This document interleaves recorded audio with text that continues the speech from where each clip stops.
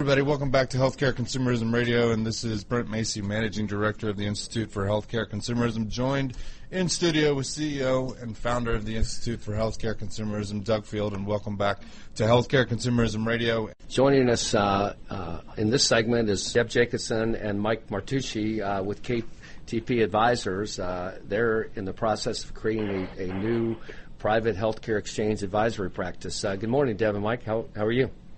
We're great. Thank you. Thank you for having us. Yeah, we appreciate it. Thank you. Yeah, great to have you on the program. Deb, would you take the lead and kind of give it a little background on KTP Advisors and then what you guys are doing with in creating this new advisory group? Sure. KTP Advisors is a specialty advisory firm, and it's been in the area of retirees' health benefits for a while now. Its clients include corporations, municipalities, Taft-Hartley funds, universities, and other institutions. And what we're trying to do with the KTP advisory exchange work is to develop an absolutely independent, objective, but comprehensive and collaborative researchability to really understand the breadth and depth of the private exchange market that's developing very quickly in the United States. So Our goal is to work very collaboratively with all of the exchanges, understand their capabilities, their priorities, and to match the exchanges with clients that could include employers, health carriers, associations, brokers, to make sure that we match the exchange capabilities and our client priorities in looking for exchanges. That's very interesting. Mike, how do you see this differing from what's already taking place in the market? I mean, there's a need for a lot of resources, so there's a lot of space out there, but how do you see this differing from what's already being done in the marketplace? You know, you've got PwC and the Private Healthcare Exchange Collaborative, you've got Locked in their position, you know, as saying they're independent, you've got, you know, boutique firms like Laura Strategies and others. So how do you see this differing from what's already being offered in the marketplace right now? Well, without, fully knowing exactly what all of those organizations are providing, it's hard to say what really differentiates us. But what I can tell you is that KTP Advisors, as Deb said, is going to be what we've done is we've developed a very robust set of criteria. And with some of our experience here at the table, we've actually had an inside view to some of the private exchange technology and marketplace companies.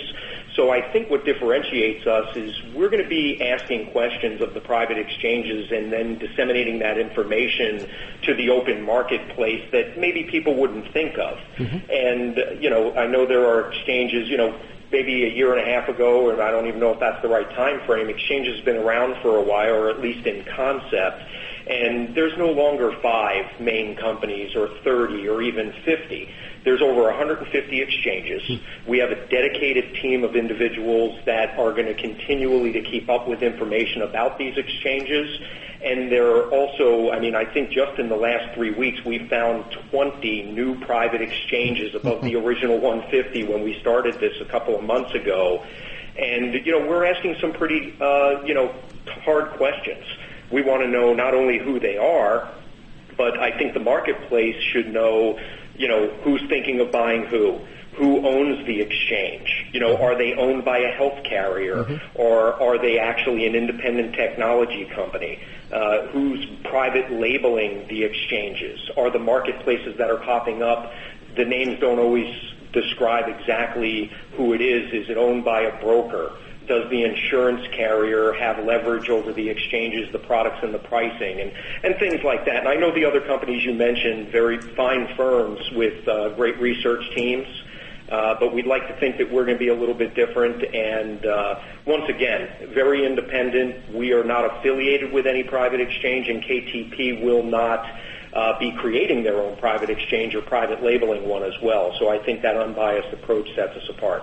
No, I think there's a lot of need for help and expert resources like yours, and I like what you said about 150 plus 20 makes 170, because We just released our new update to privatehealthcareexchange.com, our guide to exchanges, and that we have 170 in there. So I like that validation.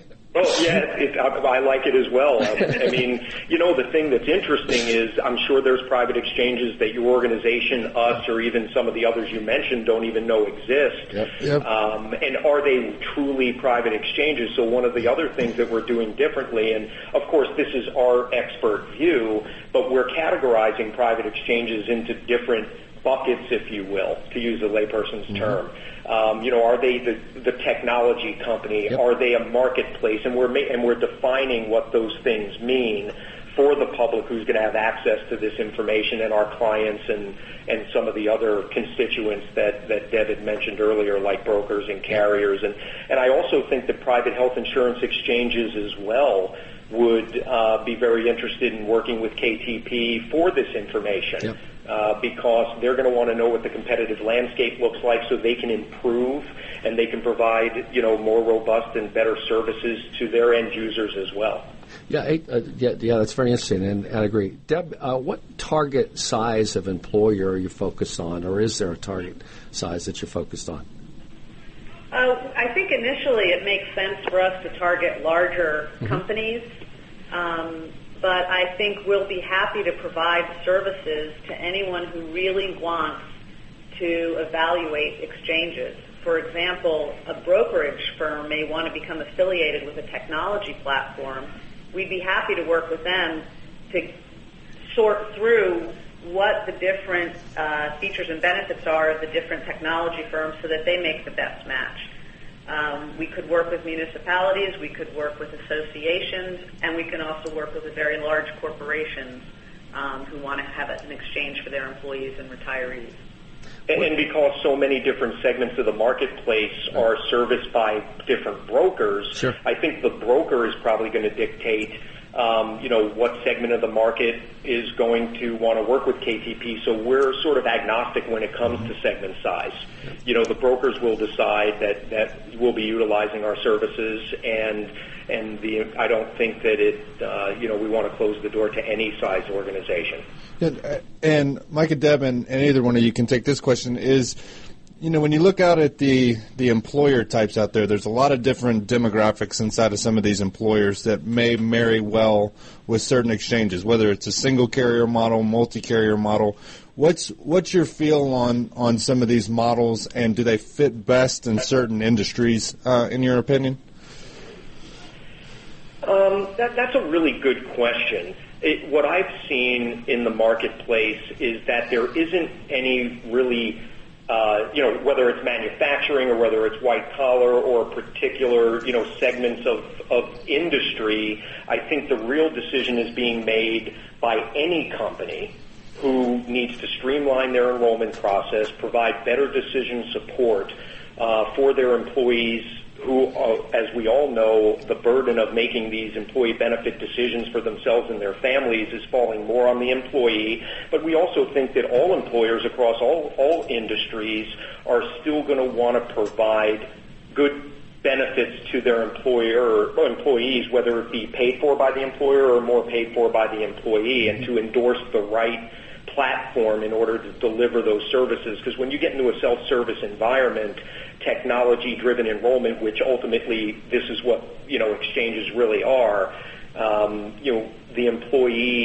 employer doesn't want disruption in the marketplace or in their workplace, and they want their employees to be happy, even if they're not paying as much as they used to for benefits.